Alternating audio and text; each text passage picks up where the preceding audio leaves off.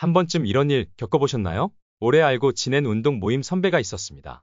늘 친절했고, 운동 끝나면 먼저 물 챙겨주고, 조언도 아끼지 않던 사람이었죠. 믿었어요. 사람 괜찮다고 생각했죠. 그런데 어느 날 뒤에서 제 험담이 오갔다는 이야기를 들었습니다. 처음엔 믿기지 않았습니다. 설마 그 사람이?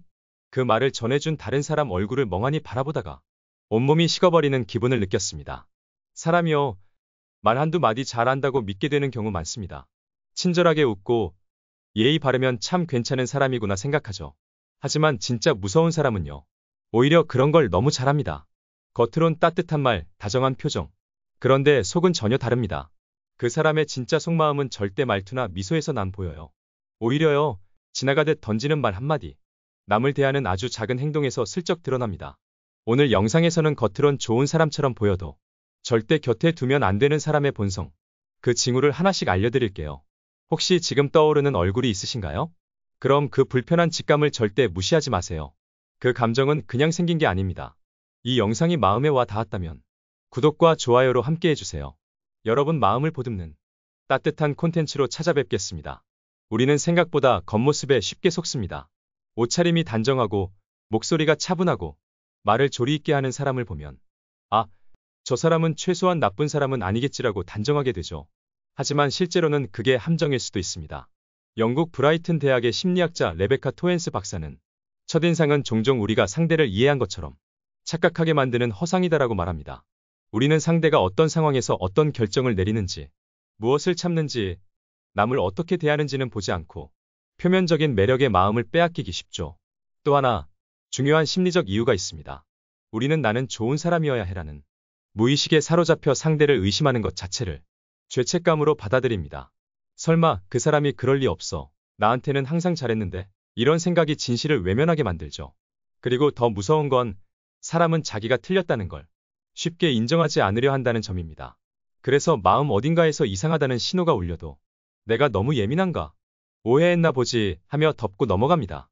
하지만 결국 시간이 지나면 그 사람의 진짜 얼굴이 드러납니다. 그리고 그제야 우리는 말하게 되죠. 왜 난 그때 그걸 못 봤을까? 이제는 바꿔야 할 때입니다. 말이 아니라 행동에서 사람을 보는 법.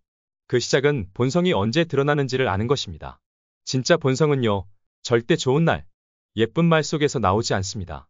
기분 좋을 땐 누구나 친절할 수 있고, 무언가 얻기 전까진 누구나 착한 척 할 수 있습니다. 프랑스의 행동심리 전문가 쥘 베르노는 말합니다. 사람의 진심은 감정이 무너질 때 가장 먼저 얼굴에 드러난다. 작은 실망, 갑작스러운 변수, 인정받지 못하는 상황. 그럴 때 사람은 통제를 놓치고 무의식의 감정이 튀어나옵니다. 그제야 보입니다. 억울할 때 뱉는 말, 손해볼 때의 표정, 자존심이 상했을 때 보이는 반응? 그게 바로 그 사람의 본심입니다. 첫 번째, 작은 기회에 취하는 사람. 어느 날 직장에서 신입사원이 있었습니다. 조용하고 무던한 성격처럼 보였죠. 그런데 프로젝트 회의에서 잠깐 팀 리더 역할을 맡기자 그 순간부터 말투가 바뀌기 시작했습니다. 이건 제가 판단하겠습니다. 그거 제 허락받고 진행해 주세요. 갑자기 자신이 책임자라도 된 듯 행동하더군요. 이건 드문 일이 아닙니다. 말은 정중한데 그 안에 깔린 태도는 명령조. 예전엔 평등했던 사이가 갑자기 위계처럼 느껴질 때가 있습니다. 이유는 단 하나, 작은 권한 때문입니다. 그리고 이건 단순한 기분 탓이 아닙니다. 영국의 사회심리학자 알렉스 헤슬러 박사는 권한 착각 실험을 통해 밝혔습니다. 조별 과제를 수행하며 팀장 역할을 맡은 참가자들이 단 몇 시간 만에 목소리 톤이 달라지고 다른 조원들을 통제하려는 성향이 높아졌다고 합니다. 그는 이렇게 말했습니다. 권위는 사람을 바꾸는 것이 아니라 원래 있던 모습을 꺼내는 열쇠다. 일상에서도 비슷한 장면을 자주 목격하죠. 작은 동호회 운영, 단톡방 총무, 학부모 회의 간사. 처음엔 다들 그냥 나서주는 사람 같지만 시간이 지나면 말끝마다 내가 맡은 일이니까요 라는 말이 붙습니다. 그 말 속엔 그러니 넌 빠져라는 무언의 메시지가 담겨 있죠. 철학자 한나 아렌트는 경고합니다. 작은 권력을 휘두르는 자는 권력 그 자체보다 자기 안의 열등감을 견디지 못하는 사람이다. 그러니 단지 역할을 맡았다고 사람이 바뀐다면 그 사람은 본래부터 서열 구조에서만 존재감을 느끼는 성향일 수 있습니다. 이런 사람에게 더 큰 권한이 주어지면 가장 가까운 사람부터 누릅니다. 그리고 결국 주변에는 침묵하거나 떠나는 사람들만 남게 되죠. 두 번째, 약자 앞에서 태도가 달라지는 사람. 식당에서 일하는 직원에게 반말하는 사람. 택배 기사님께 무언가를 툭 던지듯 말하는 사람. 경비 아저씨가 인사해도 모른 척 지나치는 사람. 하지만 상사나 영향력 있는 사람 앞에선 고개를 조아리고 말투는 공손하기 그지없습니다. 그럴 때 우리는 느낍니다. 아, 이 사람은 위만 보며 사는 사람이구나. 진짜 무서운 사람은요. 힘 있는 사람에게 무례한 게 아니라 힘 없는 사람에게만 무례한 사람입니다. 더 놀라운 건 이런 사람들은 자신이 무례하다고 느끼지도 않는다는 겁니다. 그게 원래 자기 말투라고 하고 세상이 그런 거라며 변명하죠. 이건 단순한 버릇이 아닙니다. 인격의 뿌리가 드러나는 장면입니다. 심리학에서는 이걸 하향 공격성이라 부릅니다. 자기보다 약하다고 판단되는 사람에게는 쉽게 불쾌함을 드러내고 자신의 지위를 확인하려는 본능적인 행동이죠. 그 사람에게 상대는 인간이 아니라 지위 확인용 거울인 셈입니다. 윤리학자 마르쿠스 라이블은 이렇게 말했습니다. 사람의 도덕성은 권력자를 어떻게 대하는가가 아니라 약자를 어떻게 대하는가에서 드러난다. 그래서 아무리 예의 바르고 말 잘하는 사람이라도 약자 앞에서 말투와 태도가 달라진다면 절대 믿어선 안 됩니다. 처음엔 괜찮아 보이지만 어느 순간 나도 그 사람보다 아래로 분류되는 날이 옵니다. 그때가 되면 나도 그 무례함의 대상이 될 수밖에 없습니다. 왜일까요? 그 사람에게 중요한 건 사람이 아니라 순위이기 때문입니다. 하지만 진짜 오래가는 관계는 위가 아니라 옆에서 잘하는 법입니다. 세 번째, 실수 앞에서 진짜 모습이 드러납니다. 누구나 실수는 합니다. 중요한 건 그 실수에 어떻게 반응하느냐입니다. 어떤 사람은 바로 자신을 돌아봅니다. 아, 이건 제 판단 미스예요. 제가 그걸 깜빡했네요. 책임은 제게 있어요. 말 한마디에 진심이 묻어납니다. 체면보다 진실을 택하고 핑계보다 책임을 선택합니다. 자존심은 조금 상할지 몰라도 그 사람에겐 양심이 살아있다는 증거입니다. 그런데 어떤 사람은 다릅니다. 아니, 그거 나한테 정확히 안 알려줬잖아. 그때 상황이 너무 복잡했잖아. 그건 어쩔 수 없지. 실수보다 변명부터 찾습니다. 남의 책임, 환경 탓, 조건 탓, 잘못이 드러나기도 전에 누군가를 끌어들입니다. 결과는 늘 같습니다. 이런 태도는 단순한 말버릇이 아니라 자신을 보호하려는 심리 방어 기제입니다. 심리학에서는 이를 투사라고 부릅니다. 자신의 미숙함을 인정하지 않고 타인에게 전가하면서 심리적 균형을 유지하려는 것이죠. 하지만 이 방식은 오래가지 못합니다. 책임을 피할수록 신뢰는 무너지고 결국 주변 사람들만 지치게 됩니다. 고대 철학자 세네카는 이렇게 말했습니다. 책임을 회피하는 자는 결국 진실도 잃고 존중도 잃는다. 가장 무서운 건 이게 반복되면 자기 합리화가 습관이 된다는 점입니다. 나는 틀리지 않았다는 착각에 빠지면 실수조차 인식하지 못하게 됩니다. 그리고 그 순간부터 그 사람 옆에 있는 우리는 자꾸 대신 사과하게 됩니다. 그 사람 요즘 좀 바빴어요. 성격이 조금 급하긴 한데 나쁜 사람은 아니에요. 이런 말이 내 입에서 나오는 순간 깨닫게 됩니다. 이건 단순한 실수가 아니구나. 이건 그 사람의 본질이구나. 진짜 괜찮은 사람은요. 실수했을 때 바로 알 수 있습니다. 핑계를 대는지, 책임을 지는지, 말을 돌리는지, 고개를 숙이는지, 자신을 가리는지 드러내는지, 그리고 그 반응 하나로 앞으로 그 사람과 어떤 관계를 맺어야 할지 스스로 결정할 수 있게 되는 겁니다. 네 번째, 타인의 비밀을 쉽게 말하는 사람. 어느 날 친구가 다가와 말합니다. 아, 그 얘기 아직 모르겠구나. 내가 살짝만 말해줄게. 그렇게 시작된 이야기는 금방 다른 사람에게 퍼지고 결국엔 온 동네가 다 알게 됩니다. 이건 진짜 아무한테도 말하면 안 돼. 나만 아는 얘기야. 진짜. 이렇게 말하면서 입을 열고 결국 그 사람은 말하지 말아야 할 것들을 가장 많이 퍼뜨리고 있는 사람입니다. 이런 사람은 남의 비밀을 정보라고 부릅니다.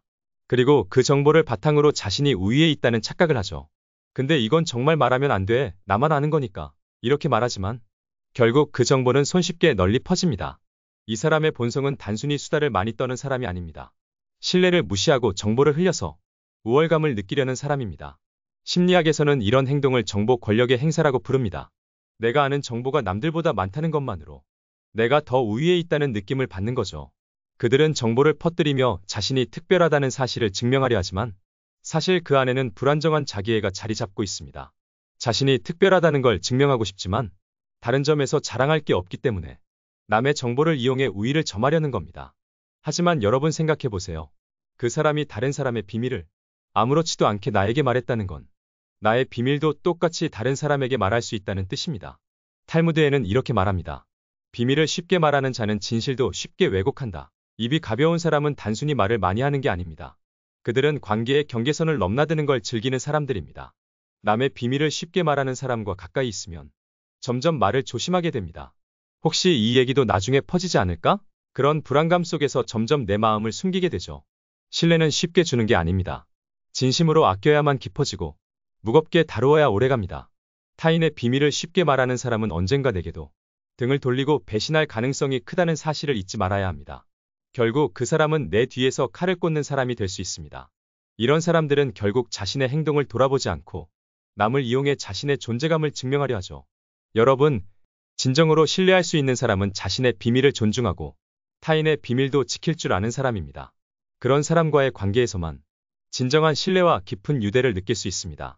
5번째, 화가 날 때 그 사람이 어떻게 반응하는지. 모든 사람은 화를 내기 마련입니다. 중요한 건 그 화를 어떻게 다루는가입니다. 어떤 사람은 화를 참지 못하고 물건을 던지거나 소리를 지르며 말끝마다 짜증을 섞어 상대를 위협하려 합니다. 또 다른 사람은 아예 말을 하지 않습니다. 대신 침묵으로 무시하거나 얼음장 같은 분위기로 상대를 질식시킵니다. 그런데 이 두 사람의 공통점은 무엇일까요? 바로 감정을 제대로 다루지 못한다는 점입니다. 심리학에서는 이런 행동을 미성숙한 감정 조절이라고 부릅니다. 감정을 억누르지 못하고 상대를 위협하거나 존재 자체로 공격하는 것이죠. 화를 내는 방식은 다르지만 그 내면에는 비슷한 폭력성이 숨어 있습니다. 사실 격하게 감정을 표출하는 사람보다 침묵으로 분노를 표현하는 사람이 더 깊은 상처를 남길 수 있다는 연구 결과도 있습니다. 그 이유는 침묵의 분노가 상대의 죄책감과 불안감을 자극하기 때문입니다. 철학자 플라톤은 화가 났을 때 어떤 말을 하는지를 보면 그 사람의 진짜 수준을 알 수 있다고 말했습니다. 화를 다루는 방식은 단순한 능력이 아니라 그 사람의 인격을 보여주는 지표입니다. 진정한 성숙한 사람은 화를 내기 전에 자신의 감정을 먼저 되돌아보며 화를 내는 순간에도 상대를 존중하는 태도를 잃지 않습니다. 감정이 폭발했을 때 그 사람의 진짜 얼굴이 드러나는 법이죠. 6번째, 거절을 당하고 갑자기 돌변하는 사람. 처음 만났을 때 그 사람은 참 친절하고 부드럽습니다. 말투도 다정하고 정 많은 사람 같죠. 그런데 딱 한 번 거절을 해보세요. 그 순간부터 그 사람의 태도가 확 달라집니다. 눈빛부터 변하고 어색한 분위기 속에서 말을 끊거나 상처를 주는 말을 던집니다.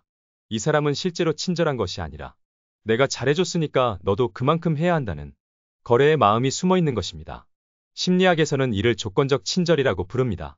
처음부터 그 사람은 내가 줄 수 있는 것에 대한 계산을 하고 있었고 내가 그 기대를 충족시키지 않으면 관계는 급격히 식어버립니다. 실제로 한 번의 거절로 그 사람은 나를 이기적이고 믿을 수 없다고 생각하고 이제는 관계를 끊으려 합니다. 심리학자 장 폴 사르트르는 진정한 관계는 상대를 수단이 아니라 목적으로 대할 때만 가능하다고 했습니다. 거절을 당한 후 돌변하는 사람은 처음부터 나를 수단으로 대했기 때문에 그런 관계는 더 이상 의미가 없다는 사실을 알게 됩니다. 7번째, 남이 잘 되는 걸 못 견디는 사람. 외적으로는 축하를 해줍니다. 와, 대단하다. 성공했네. 라고 말하지만 그 사람의 눈빛에서는 미묘한 불쾌감이 감지됩니다. 그리고 반드시 이렇게 덧붙입니다. 근데 그거 오래가지 않더라거나 사실 그 분야는 좀 운이 따르지 않으면 힘든 거야. 이런 사람들이 있습니다. 질투는 본능적인 감정입니다. 특히 누군가가 잘 되면 그 사람은 자기 자신이 초라해지는 느낌을 받습니다. 심리학자 레온 페스팅거는 사회적 비교 이론을 통해 사람들이 자신의 가치를 타인과 비교하는 방식으로 측정한다고 말했습니다. 자신감이 부족한 사람은 남이 잘 되는 걸 볼 때마다 자신의 부족함을 느끼고 결국 질투하게 됩니다. 철학자 쇼펜하우어는 질투를 인간 본성 중 가장 솔직한 악이라고 표현했습니다. 이 감정은 결국 상대의 성공이 아니라 자신의 결핍을 건드리기 때문에 질투하는 사람은 남의 성공에 진심으로 기뻐할 수 없습니다. 8번째, 주는 척하지만 철저히 계산하는 사람. 처음엔 너무나 친절합니다. 그냥 드리는 거예요. 부담 가지지 마세요. 라고 말하며 나를 도와주는 척합니다. 그런데 며칠 뒤 그 친절의 대가를 찾기 시작합니다. 내가 이렇게 도와줬는데 이제 내가 해야 할 차례 아니냐? 이런 식으로 말이나 행동에서 불편한 신호를 보냅니다. 그 사람은 처음부터 청구서를 보내고 있었던 것입니다. 이런 사람은 절대로 손해를 보지 않으려고 합니다. 다만 이 계산된 친절은 표면에선 아무런 압박도 느껴지지 않지만 실상은 나에게 계속해서 심리적 부담을 주고 있습니다. 사회 심리학자 로버트 치알디니의 실험에 따르면 사람들이 작은 선물을 받은 뒤에 부탁을 들어주는 확률이 90% 이상으로 높아졌다고 합니다. 바로 내가 받은 걸 갚아야 한다는 심리 때문입니다. 이 사람은 나에게 뭔가를 준 뒤 나에게 심리적 빚을 남기고 나중에 그 빚을 갚아야 한다고 느끼게 만듭니다. 9번째, 사람을 쉽게 판단하고 단정 짓는 사람. 쟤는 원래 그런 사람이야. 좀 이상하잖아. 이런 식으로 사람을 쉽게 평가하고 그 사람에 대해 단정짓는 사람이 있습니다. 처음엔 그냥 대화를 많이 하는 사람으로 보일 수 있지만 그런 사람과 대화를 나누고 나면 어느 순간 기분이 무겁고 불안해집니다. 왜냐고요? 그 사람은 대화를 재판처럼 여기기 때문입니다. 심리학적으로 사람을 쉽게 판단하는 사람은 자존감이 낮거나 자신의 결핍을 숨기기 위해 타인을 깎아내려 자신이 우위에 있다는 착각을 느낍니다. 철학자 에픽테토스는 타인을 판단하기 전에 먼저 당신의 영혼을 돌아보라고 말했습니다. 타인을 쉽게 판단하는 사람은 자신을 제대로 돌아보지 않기 때문에 다른 사람을 재단하려 하죠. 이런 사람 옆에 있으면 자연스럽게 내 말이나 행동에 대한 불안감이 생기고 관계는 점차 억압적으로 변하게 됩니다. 진정으로 괜찮은 사람은 사람을 판단하기보다 이해하려고 합니다. 결국 이 모든 사람들의 본질은 자기 자신을 제대로 돌보지 못한 채 타인을 통해 자신을 증명하려 하는 사람들입니다. 중요한 건 내 마음을 지키는 것입니다. 사람들 때문에 마음이 무너졌다면 그 사람들과 멀어지는 것이 결코 나쁜 일이 아닙니다. 내 마음을 지킬 용기가 필요하고 그것이 나를 사랑하는 가장 단단한 방법입니다. 진짜 중요한 것은 좋은 사람을 만나는 것이 아니라 내 마음을 함부로 대하는 사람 곁에 머물지 않는 것이다.